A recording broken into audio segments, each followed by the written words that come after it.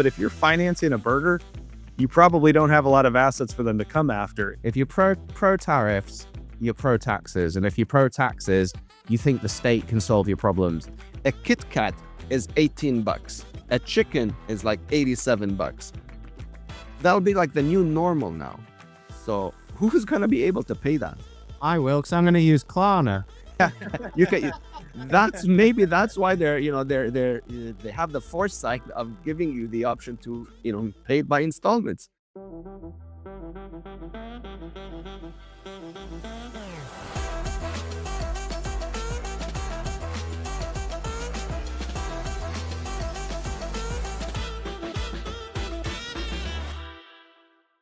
Hey everyone, welcome to another episode of Bitcoin Banter. I have Rick and Tony here with me. Before we jump in, guys, I just want to give a quick shout out. Hodlin Tees. So this is one of our clients sent me this t-shirt. I'm bullish, feeling good. Awesome t-shirt. Go to hodlintees.com. This isn't a paid sponsor or anything. We just like the guy and appreciate what he's doing to build in the space. Let's jump into the news here, gentlemen. So we have late stage fiat. No kidding. So DoorDash is partnering with Klarna to allow customers to choose to pay for food deliveries in interest-free installments or deferred options aligned with payday schedules. If purchasing a hamburger for delivery and being paid for in 4 interest-free installments isn't concerning to you, I don't know what is. Tony, why don't you take this one first? I don't really know what to say. I mean, DoorDash is expensive because of the delivery fees and the service charges and all that stuff, but the idea that people are having to pay in installments seems absolutely wild to me. Man, I thought you were kidding when you brought up that story. I couldn't believe my ears that they actually are serious about this. I mean, this is funny, but not funny, right? I don't know what these guys know if, they're building a business now around, installments on burgers and fast food. That means like there's a really, really bad situation headed our way if folks are not going to be able to pay for a burger. I mean, what's the expected price on that burger? 120 bucks? I mean, what does a burger cost today? It's like $7-8. Are they breaking that down into installments of what? $2?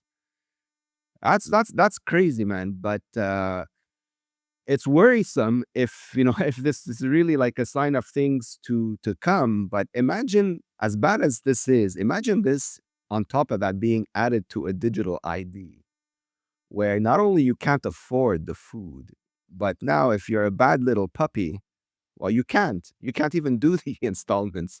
So this is what I think may head it to Europe very soon, as early as this October 25, if they go ahead with this, insane proposal of that CBDC, because that's exactly what these things lead to.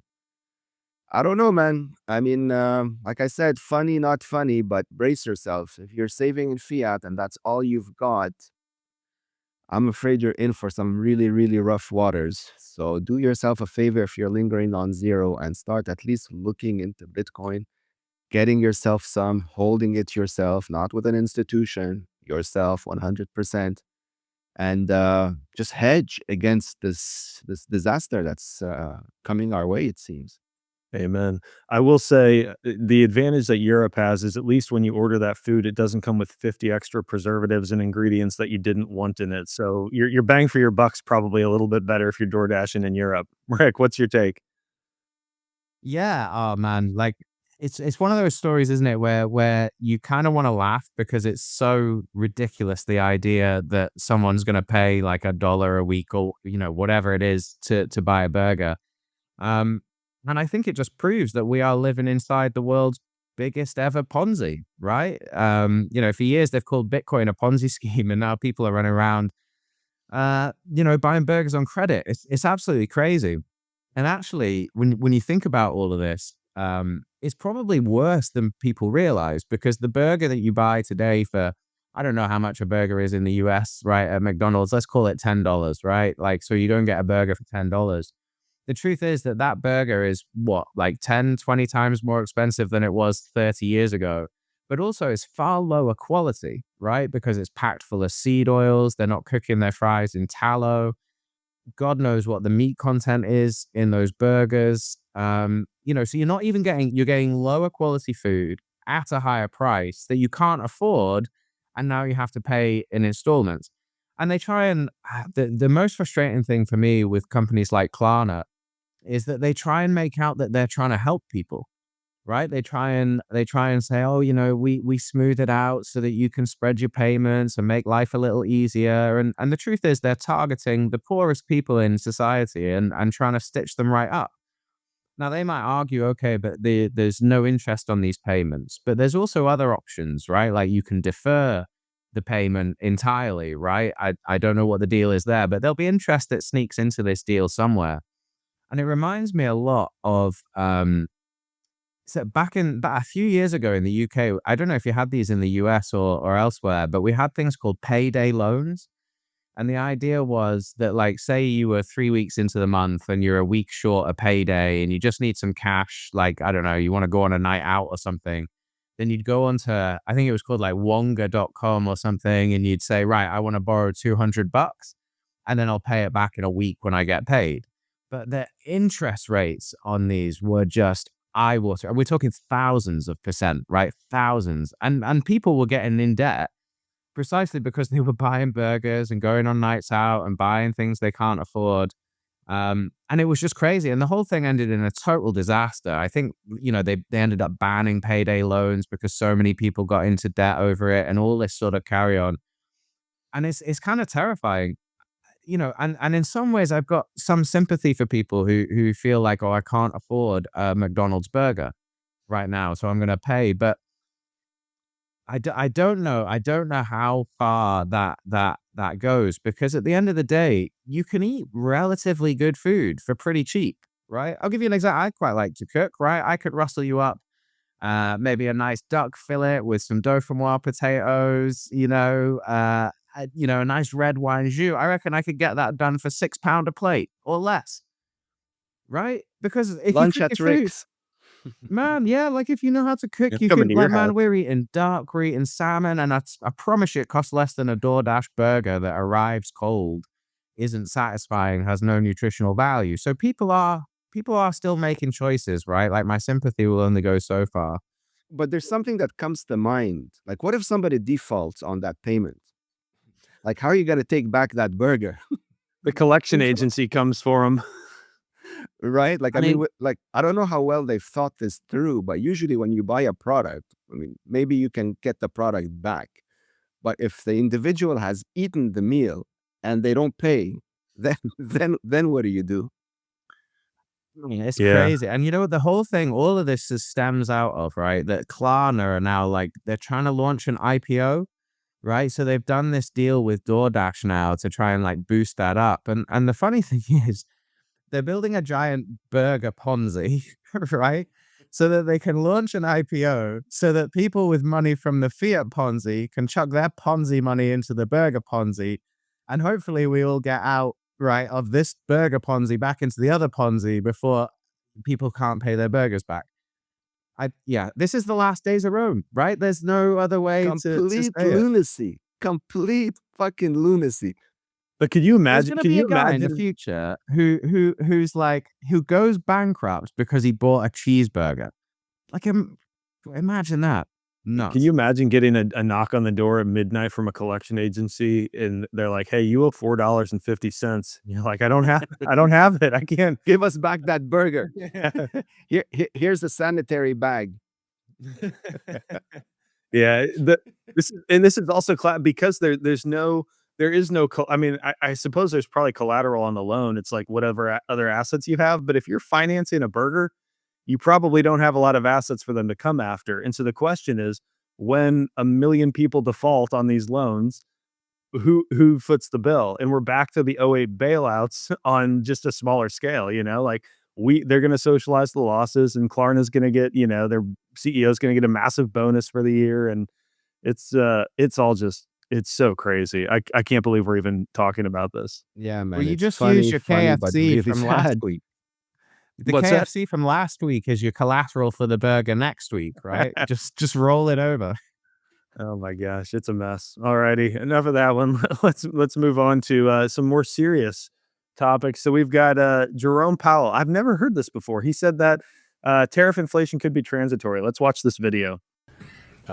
It can be the case that it's appropriate sometimes to look through inflation if it's going to go away quickly without action by us, if it's transitory. And that can be the case in the case of tariff inflation.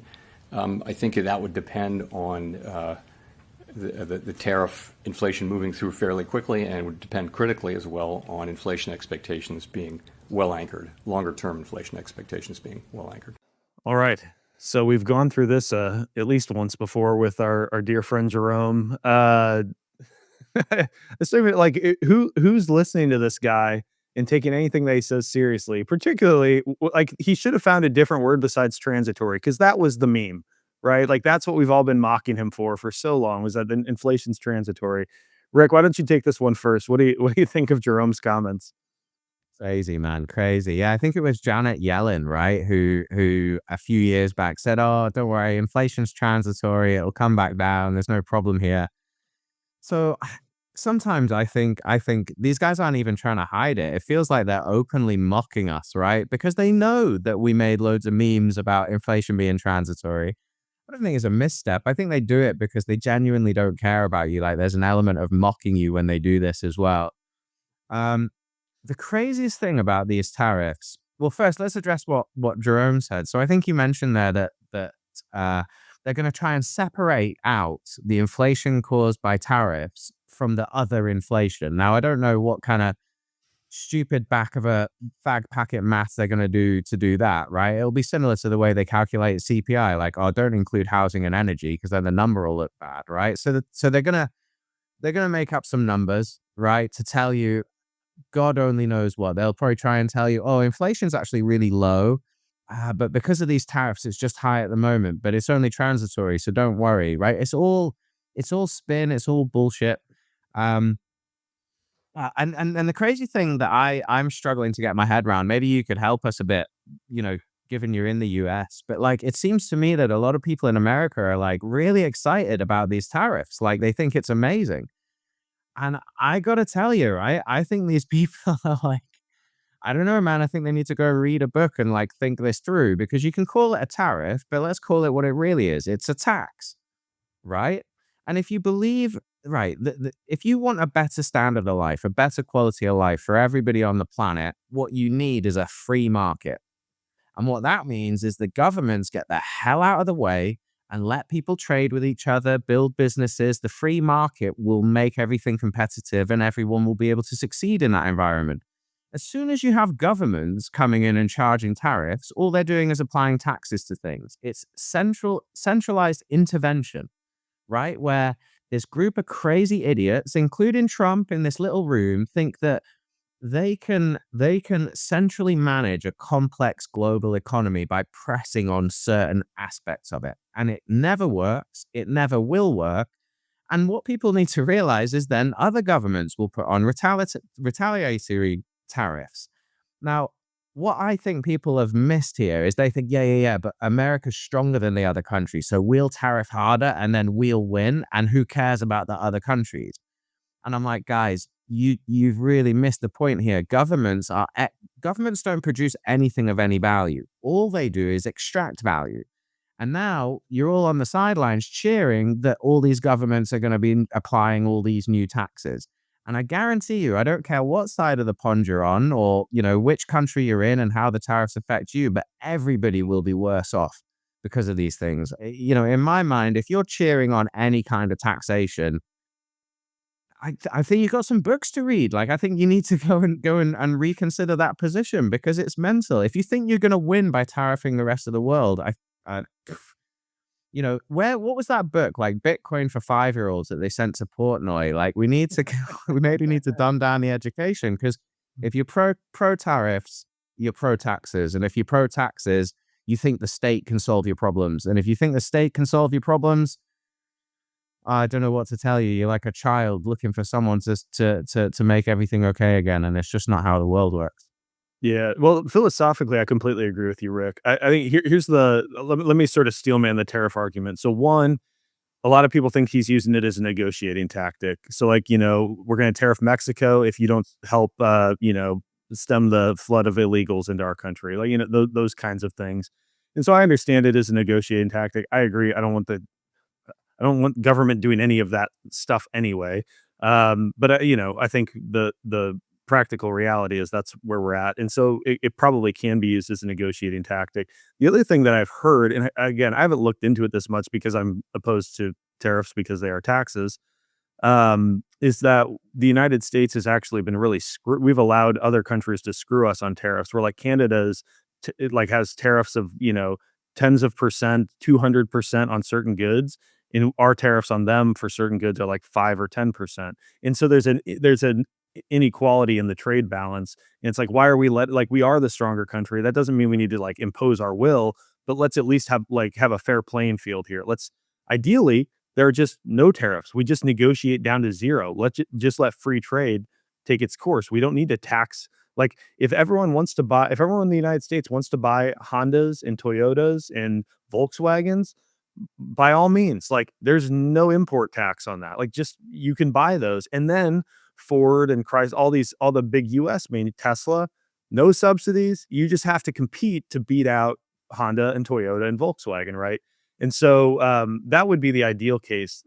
So my sense is maybe there's been just I mean, for all the United States power, we have had some incredibly weak leadership, and so it wouldn't surprise me if we are just allowing ourselves to be screwed and we're paying the price. What we need to get to is no tariffs because everyone just allows free trade and you can compete for the best product. That would be my ideal scenario. So you can comment back on that if you disagree or have any other thought. But otherwise, Tony, I'd be curious to hear your No, opinion. man, not much more to add on what you both said. You're both spot on. I mean, but this is the signs of the end. I mean, what do you expect them to say? They have nothing else to say. Everything is so bad and it's so apparently, collapsing that, it's almost laughable at that point that they even come out in public to say anything at all. The system is very efficient. You've got all of these, inefficient entities now, essentially self-destructing. But what that means is that they're throwing all of us into the economic front lines, right? So as they destroy each other with tariffs, that means that everything we have to buy is going to become exponentially more expensive. So we become economic casualties of this bullshit that goes on with these psychopaths. That's it. If there's a benefit to America by doing this, it's definitely not in the short term. In the short term, it's going to be a brutal beating that every American citizen is going to get. And also, like internationally in Europe as well, anywhere where the tariffs are being bounced back and forth, it's the people that are going to get fucked like beyond anything you can possibly imagine right now. So, whatever money you have in the bank, consider it a haircut. You're going to get at least, if you're lucky, a 50% haircut on your purchasing power because of this nonsense that's happening. So you want governments out of the way. Really, you want them. These people are no good. They've never been good. All the mess that we're, seeing right now are just decades of accumulated inefficiency and bullshit. And now it's gotten to the point where that's it. It's not sustainable anymore. And well, we're witnessing, unfold in real time. Again, if you're in the system, you will be an economic casualty of that system. It's a mathematical guarantee at this point. There's just no way around it. I wouldn't be surprised if the pricing in Lebanon, you'll find it anywhere around the world now. You walk into a supermarket, a Kit Kat is $18. A chicken is like $87. That'll be like the new normal now. So who's going to be able to pay that? Yeah. I Right? will, because I'm going to use Klarna. Yeah, that's why they have the foresight of giving you the option to, pay by installments. It's a Klarna's mess. shorting the It's US it's a dollar. whole mess. Again, you need to exit the system if you don't want to be taken down by it, because the sad part is it's like the general population has no idea this is going on. Like, I mean, we talk about this every week, but there's 97% of the world that's like light years away from this news. They have zero, zero clue about what's coming their way. But when that day comes, holy shit, man, that is not a pretty sight. So I mean, brace I, yourself. I agree with Tony. Like, his point, I think, is the perfect point, which is everybody's going to lose. So, when I'm sort of saying to Michael, like, I'm not interested in America like beating out some other country with tariffs. Like, you could absolutely be right that US has been on the receiving end of tariffs for a while, and there's inequality there. And I could see why Americans would think, well, hang on, we're getting ripped off here. We need to push back a bit. I totally get that. But I agree with Tony that I think everybody loses. So I think, let's say America wins the tariff war with other countries, right? And redresses that balance. I think everybody still loses. It might just be that the Americans lose slightly slower than the countries that they beat up with the tariffs. And Yeah. to make my point, I know we have a lot of US viewers and customers and stuff. So and nowhere am I saying, oh, like it's a patriotic thing, like screw the Americans. I want the Europeans to win the tariff war. I want no tariff war because I think everybody's going to lose out. And I love the American people, not as big a fan of the American government. Right. So, I just want Americans to succeed. I want everyone to be able to succeed. And if we're allowed to trade with one another without governments getting in the way and all of this sort of stuff, I think we would all live a life of abundance. We'd all do well. So the sooner we get rid of these lunatics, the better. Yeah, to be clear, the flag sitting behind me is symbolic of the people and the ideals of this country. It has nothing to do with my disdain for the government. The one last thing I would add to this, though, is, again, philosophically, I want no tariff war. I want all tariffs removed, free market capitalism to just flood the world. That's the win-win-win all around. So all of that said, the one like what a lot of people don't realize is that if if you put tariffs on, that will be a tax on your goods. You are going you it, the inflation. I don't know if it'll be transitory like Powell thinks, but like there will be inflation. It's not inflation because it's not a monetary phenomenon. There will be price increases. The cost of goods will go up for anything that's tariffed.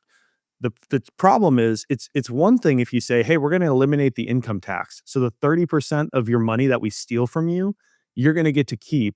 And the tariff, let's say like the fallout from the tariffs is like an average of a 15% price increase. Well, we as Americans would still come out ahead if we're paying 30% income taxes. There'd be a 15% delta. Well, that's great if you're paying 30% income taxes. Half of the country doesn't pay income taxes. And so those people aren't saving any money. First of all, most of those people are, leeching off of society. So there's that, but they're not paying any income tax. So they're not keeping more money anyway. They're just paying 15% extra to buy products from abroad because of the tariffs. And so they're going to hit like it's always this lower 50% or so that's going to be hit hardest with these sorts of taxes and the trade wars and everything going on. And I think that's like where read a book, like do some math, think about how this actually works and in practice. And I think suddenly people might support tariffs as a negotiating tactic, but it's not because they want tariffs. It's like, hey, let's get back to like an even playing field. Forget the reading a book. No one's going to read anything. If you're listening to this as an American citizen, just go warn the people you care about. Like tell them this is not a joke. This is not a drill. This is not like a funny thing you heard on YouTube. This is serious stuff that it's headed our way.